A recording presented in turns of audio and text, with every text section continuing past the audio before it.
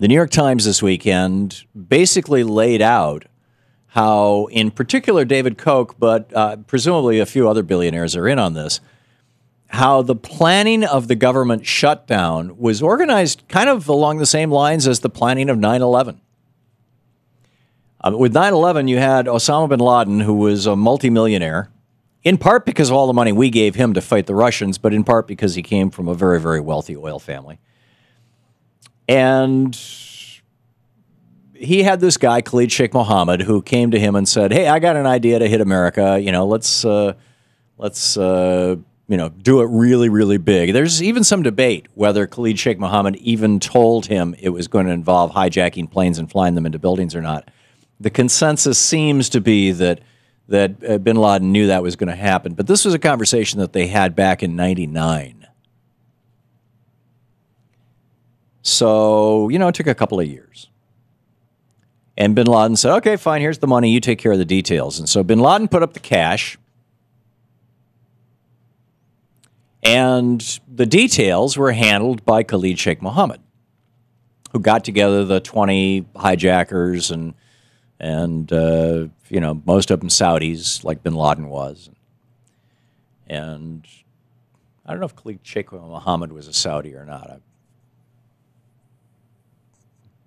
I'd have to go back and look. In any case, he put this thing together, and boom, it happened. And what was the goal of 9/11?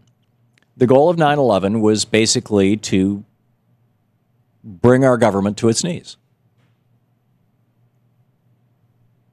to fundamentally change the nature and behavior of our government. Now, there's specific, bin Laden, if you go back to his 1998 New York Times article and interviews, the behavior that he specifically objected to was that we were defaming or desecrating, rather, the Saudi Arabia by having a U.S. Air Force base there, which was put there by George Herbert Walker Bush in order to fight against Saddam Hussein in Iraq. And we kept it there after that Gulf War was over. And that he felt that the price of oil was too low, that we were basically stealing the resources of his nation. But basically, the bottom line is, he didn't like what we were doing. He wanted to bring our government to its knees. Well, the New York Times now, Cheryl Gay Stolberg and Mike McIntyre report. This is October 5th, so it was Saturday's paper. Shortly after President Obama started his second term, a loose-knit coalition of conservative activists led by former Attorney General Edwin Meese III, gathered in the Capitol to plot strategy. Out of that session, held one morning in a location the members insist on keeping secret, no more reference to the Caucus Room restaurant, I think, is out of business, I'm not sure. Anyhow, out of that session, held one morning in a location the members insist on keeping secret, came a little-noticed, quote, blueprint to defunding Obamacare, end quote, signed by Mr. Meese and leaders of more than 36 conservative groups. It articulated a take-no-prisoners legislative strategy. And Cheryl and Mike go on from there. Ed Meese, by the way, you will recall, back during the Reagan administration, was the Attorney General. He convened the Meese Commission on Pornography to determine if pornography was destructive, if it warped our brains, if it turned us into zombies or robots. He personally watched hours and hours of pornography.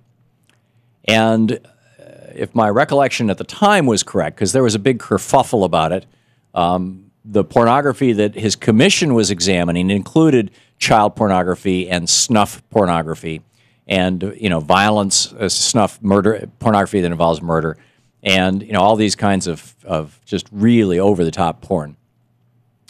So Ed Meese is, looking at all this porn, and he came to the conclusion that, yes, in fact, pornography does warp your brain. That's the guy who convened the meeting.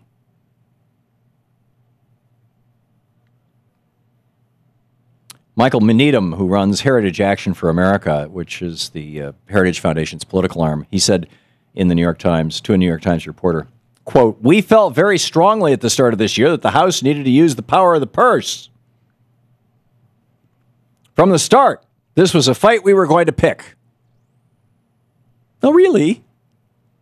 Ed Meese is not in political office, and to the best of my knowledge, neither is Michael Needham.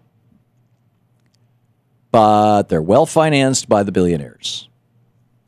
See, I keep telling you, this is a war between the billionaires who have health insurance, Michael Needham, who has health insurance, Ed Meese, who has health insurance, and the rest of us.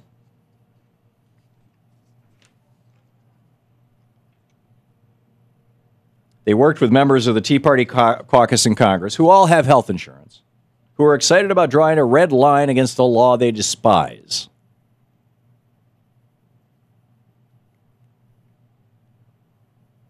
Groups like Tea Party Patriots, Americans for Prosperity, and Freedom Works were all immersed in the fight, as is Club for Growth. Some, like Generation Opportunity and Young Americans for Liberty, are upstarts. Heritage Action is new, too. The billionaire Koch brothers, Charles and David, have been deeply involved with financing the overall effort. A group linked to the Kochs, Freedom Partners Chamber of Commerce, dispersed more than $200 million last year to nonprofit organizations involved in the fight. By the fight, we're talking about this fight to defund Obamacare by bringing the government to its knees. $200 million? Indeed, included was $5 million to Generation Opportunity, which created a buzz last month with an internet ad. Remember Uncle Sam with the speculum and the gloved finger? Burning phony Obamacare cards, creating sample tweets and Facebook posts that you too can use. Then came the Senate Conservatives Fund. Some, like the Koch-financed Americans for Prosperity, which spent $5.5 million on healthcare television advertisements over the past 3 months, are more focused on sowing public doubts. But they all have a common denominator, which is to cripple a measure that Senator Ted Cruz, a Texas Republican, has likened to a horror movie. So, bin Laden pays for it, Khalid Sheikh Mohammed does it, or puts it together, and then his suicide band fly into buildings, and in one case into the ground. Charles and David Koch fund it.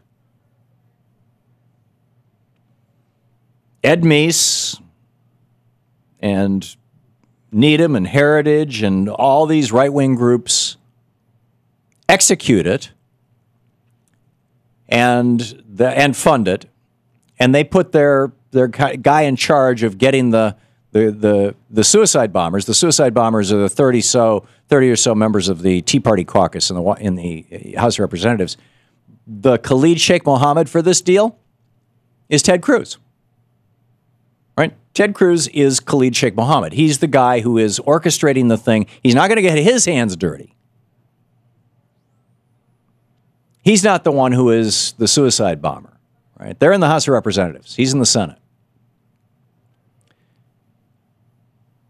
And the suicide bombers are, sure enough, I mean, they're like kamikaze pilots. They're flying their planes into the decks of the USS United States of America, bringing down our country. Isn't that sweet? If you haven't read this article in the New York Times, on Saturday's New York Times, it's really worth reading. If you go to today's New York Times and just click on the most emailed, it's right up there at the top. It's titled, "A Federal Budget Crisis Months in the Planning." This is the Thom Hartmann Program. And what do you call this when people plan to bring the government of the United States to its knees? In 2001, we called it terrorism.